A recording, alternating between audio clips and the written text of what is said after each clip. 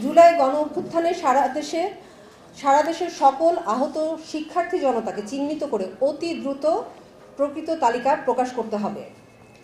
আমরা সুস্পষ্টভাবে বলতে চাই, জুলাই গণ অভ্যুত্থানে আহতদের চিকিৎসা বলতে কেবল তাদের শারীরিক ক্ষতকে বিবেচনা করলে চলবে না, বরং আহত প্রত্যেক ব্যক্তির আর্থসামাজিক মানসিক অবস্থা বিবেচনা করে তাদের যথাযথ চিকিৎসা ও পুনর্বাসনের ব্যবস্থা নিশ্চিত করতে হবে। পাশাপাশি আহত ব্যক্তির সেবায় নিয়োজিত স্বজনদের ব্যয়ভারও সরকারকেই বহন করতে হবে। ৩. আহত নিহতের পরিবারের মধ্যে যাদের আর্থিক অবস্থা তুলনামূলকভাবে বেশি খারাপ এবং দীর্ঘমেয়াদী পুনর্বাসন দরকার, তাদের আলাদাভাবে চিহ্নিত করতে হবে। যাদের কর্মসংস্থানের সুযোগ ও সম্ভাবনা রয়েছে তাদেরকে বিকল্প কর্মসংস্থান দেওয়ার উদ্যোগ নিতে হবে।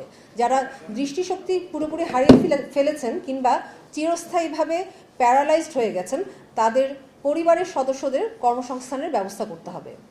৪. গণ অভ্যুত্থানে গুরুতর আহতদের মধ্যে যাদের জরুরি ভিত্তিতে উন্নত চিকিৎসার জন্য বিদেশে নেওয়া জরুরি, আর কালক্ষেপণ না করে অবিলম্বে সরকারের উদ্যোগে বিদেশে নেওয়া ও সুচিকিৎসার ব্যবস্থা করতে হবে, কেননা এটি তাদের জীবন মরণের প্রশ্ন। ৫.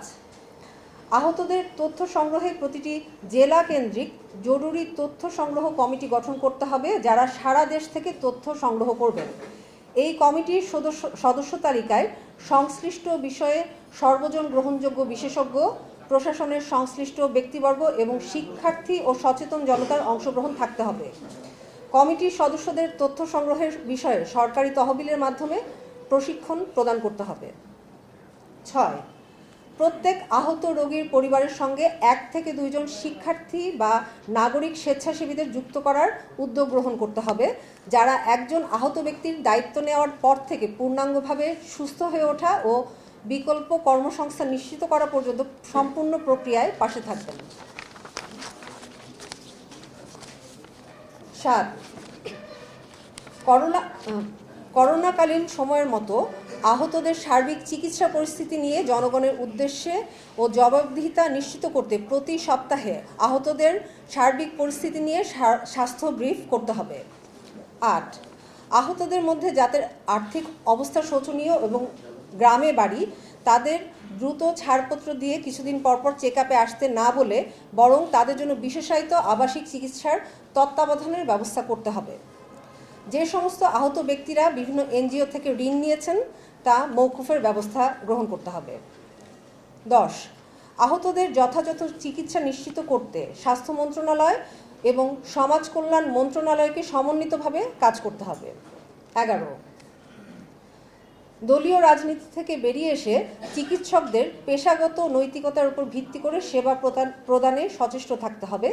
চিকিৎসকদের পেশাগত নৈতিকতা নিশ্চিত করতে সরকারকে নিয়মিত তদারকি করতে হবে। ১২. সরকারের তত্ত্বাবধানে সকল সরকারি, বেসরকারি ও ব্যক্তি উদ্যোগের স্বেচ্ছাসেবা কার্যক্রমগুলোর সমন্বিত ও জবাবদিহিতামূলক নেটওয়ার্ক গড়ে তুলতে হবে।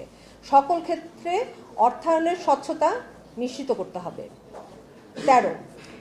জরুরি ভিত্তিতে প্রত্যেক জেলায় সরকারি হাসপাতালে আহতদের জন্য জরুরি তথ্য ও চিকিৎসা সহায়তা কেন্দ্র খুলতে হবে। ১৪.